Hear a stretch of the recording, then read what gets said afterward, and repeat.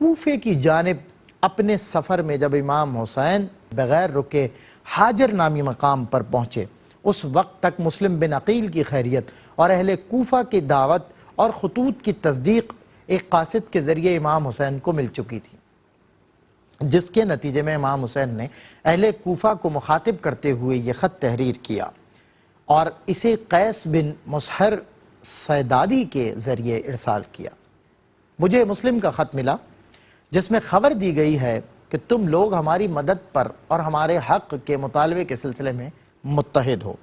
خدا کے حضور دعا گو ہوں کہ ہمارے امور بخیر و خوبی انجام پائیں اور ہماری مدد کرنے پر وہ تمہیں اجر عظیم عطا فرمائے۔ میں مکہ سے منگل کے دن مورخہ 8 ذی الحجہ کو تمہاری طرف روانہ ہو چکا ہوں۔ میرے قاصد کے پہنچنے پر تم لوگ جلد از جلد اپنے کاموں کو منظم کر لو، میں خود بھی آئندہ چند روز میں پہنچ جاؤں گا۔ ناظرین، یہ وہ مقام ہے جہاں اس تاریخ کا عام طالب علم مغالطے کا شکار ہوتا ہے اور بعض اوقات اہل کوفہ کی طرف سے حمایت کے اظہار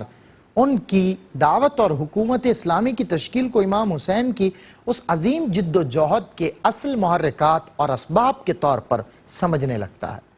امام حسین کے اقدام کی یہ تفسیر نہ صرف حقائق کے برخلاف ہے بلکہ اس طرح اس عظیم جد و جہد کی اہمیت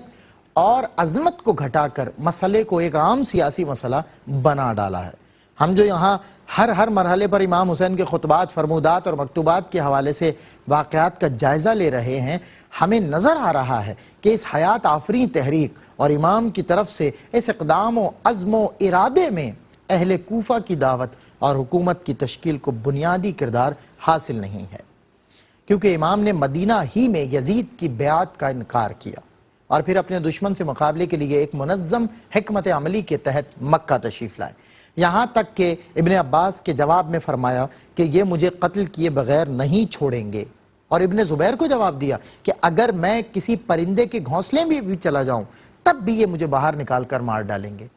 یہ سب باتیں پہلے سے ہی جس کے علم میں ہوں اور پھر جس نے اپنی شہادت کی بشارت اپنے نانا جان نبی کریم صلی اللہ علیہ وسلم سے سن رکھی ہو،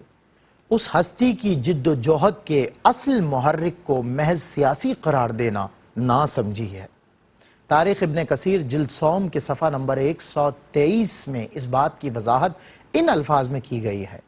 امام کی جانب سے مقابلے کا فیصلہ کر لینے، آپ کے مکہ تشریف لانے اور اہل کوفہ کو یہ خبر ہو جانے کے بعد کہ آپ نے مطالبہ بیعت مسترد کر دیا ہے، ان کی طرف سے امام کو دعوت اور خطوط کا سلسلہ شروع ہوا۔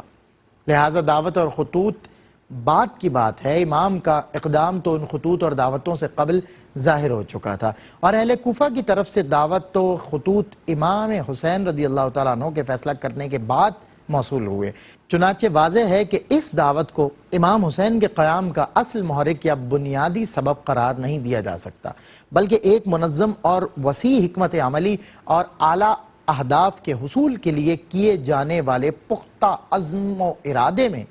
یہ بھی ایک فروعی اور ضمنی مسئلہ تھا۔